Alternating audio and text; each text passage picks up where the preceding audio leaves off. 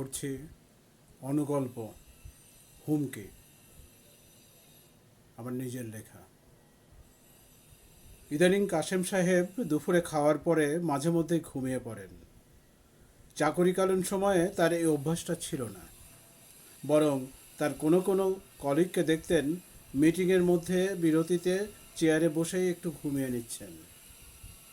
তখন তাদেরকে কেউ কিছু বললে তারা বলতেন, দুপুরে খাওয়ার পর একটু ভাত ঘুম না দিলে ভাতটা হজম হয় না দাদা। কাশেম সাহেবও আজকাল প্রায়শই ভাত ঘুম দিচ্ছেন। আজও তিনি যখন একটি এই কর্মটি করছিলেন, তখনই তার মোবাইল বেজে উঠল। চোখে মুখে বিরক্তি নিয়ে কাশেম সাহেব ফোনটা ধরেন। ওপাশে মেয়ে কণ্ঠ। হ্যালো, কে বলছেন?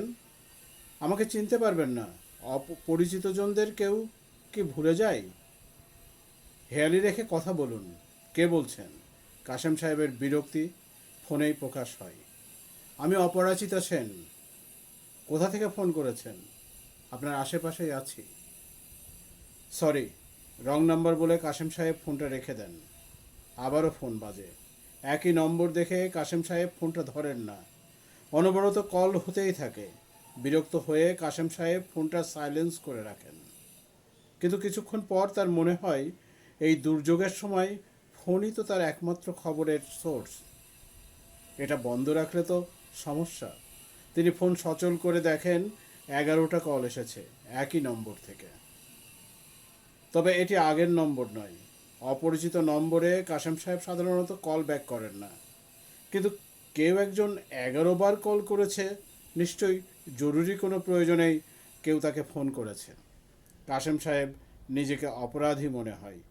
তিনি ইতস্তত করতে করতে কল ব্যাক করেন, কিন্তু ওপাশ থেকে কেউ যেন ধরে না। কাশেম সাহেবের অপরাধ বোধ কেটে যায়। তিনি স্বস্তি বোধ করেন, যা হোক, তিনি তো কল ব্যাক করেছিলেন। কাশেম সাহেবের ভাত ঘুমের 12টা বেজে যায়। বিছানা থেকে উঠে সোফায় বসে পত্রিকা নিয়ে বসেন। প্রথম আলোর শিরোনামে চোখ যায়। সিকদার পরিবারের সম্পদ নিয়ে লিড নিউজ প্রথম আলোয়। যুক্তরাষ্ট্র, সংযুক্ত আরব আমিরাত, থাইল্যান্ড, সেন্ট কিটস অ্যান্ড নেভিসে তাদের বিভিন্ন প্রতিষ্ঠান রয়েছে। সুইজারল্যান্ডেও আছে 7টি টেলিভিশন চ্যানেল। যুক্তরাজ্য ও সিঙ্গাপুরে রয়েছে নিবন্ধিত কোম্পানি। বাংলাদেশের ন্যাশনাল ব্যাংক পরিচালনা পরিষদে সিকদার পরিবারের 5জন সদস্য রয়েছে। এমনকি এই পরিবারের একজন সদস্য বর্তমান সংসদের সংরক্ষিত আসনে সংসদ সদস্য। কি সাংঘাতিক! কয়েকদিন আগে এই পরিবারের দুজন একটি ব্যাংকের এমডি ও অতিরিক্ত এমডিকে গুলি এবং আটক করে নির্যাতনের অভিযোগ, এবং পরবর্তী সময় অভিযুক্তরা চার্টার্ড বিমানে দেশ ত্যাগ করার খবরও পত্রিকায় এসেছিল। বিশাল ক্ষমতাধর তারা। কাশেম সাহেব পত্রিকা পড়া বন্ধ করে টেলিভিশনের রিমোট নিয়ে কিছুক্ষণ টেপাটেপি করেন। কিছুতেই তার মন ভালো হয় না। মোবাইলটা হাতে নিয়ে বেডরুমে ঢোকেন। বিছানায় শুয়ে রাজশাহীতে বাপু বন্ধুকে ফোন করেন, কিন্তু তার ফোন রিসিভ হয় না।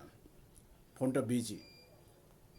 ফোনটা রেখে উঠতে যাবেন, তখনই ফোন বেজে ওঠে। অপরিচিত কণ্ঠস্বর। হ্যালো। ফোনটা কেটে দিলেন যে? তারপর কতবার আপনাকে চেষ্টা করেছি। দেখুন, আপনাকে আমি চিনি না, জানি না, তাছাড়া আপনার হেয়ালিপূর্ণ কথাও আমার ভালো লাগে না। পরিচয় দিয়ে কথা বলুন।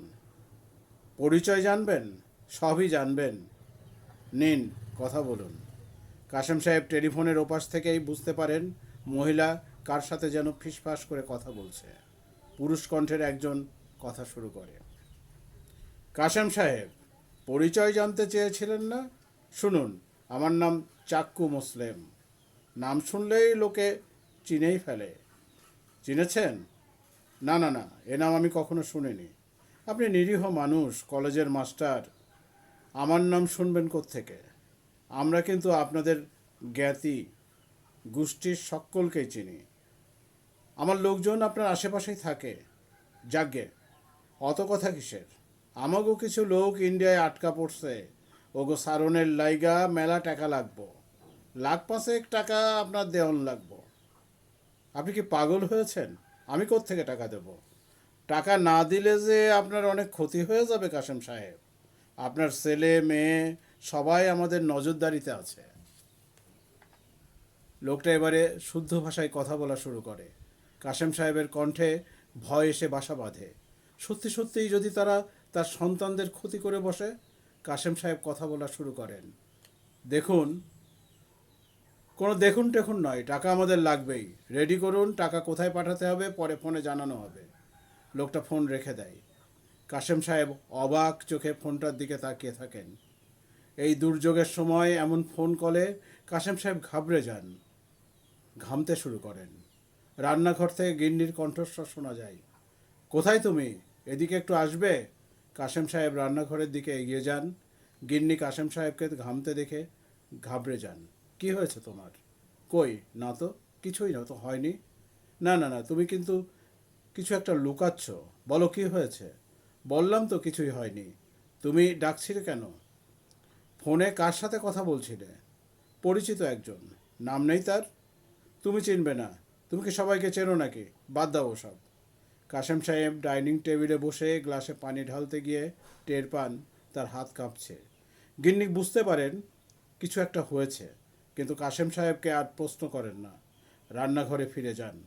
কাশেম সাহেব বেডরুমে ফিরে রাজশাহীতে বন্ধুকে ফোন দেন। কিরে, ফোন দিয়েছিলি দেখলাম, তারপর দেখি আর কোনো তোর ফোনই বিজি। হ্যাঁ, বিজি ছিল। একটা অপরিচিত নম্বর থেকে ফোন এসেছিল। কাশেম সাহেব বন্ধুকে ফোনালাপের বিস্তারিত খুলে বলেন। বন্ধু তাকে কিছু পরামর্শ দেন। কাশেম সাহেব মনোযোগ দিয়ে তা শোনেন। বন্ধু, ঘাবড়াও মাত, ভয় পেলে চলবে না। ওরা ভয় দেখিয়ে জয় করে। আমি যা বললাম তুমি তাই করো, তাড়াতাড়ি করো। কাশেম সাহেব ফোন রেখে দেন। এক দুর্যোগের মধ্যে আরেক দুর্যোগ। এদের কি মৃত্যু ভয় নেই? মানুষ যখন করোনার মধ্যে ঘর থেকে বের হওয়ার সাহস পাচ্ছে না, তখন চাঁদা পার্টির এমন হুমকি ধামকি। এখন আবার এই দলে মেয়েরাও যোগ দিয়েছে। নিশ্চয়ই এরা খুব ক্ষমতাধর। কাশেম সাহেব মোবাইল নম্বর দুটি খাতায় লিখে রাখেন এবং মোবাইল কোড দিয়ে সেভ করেন।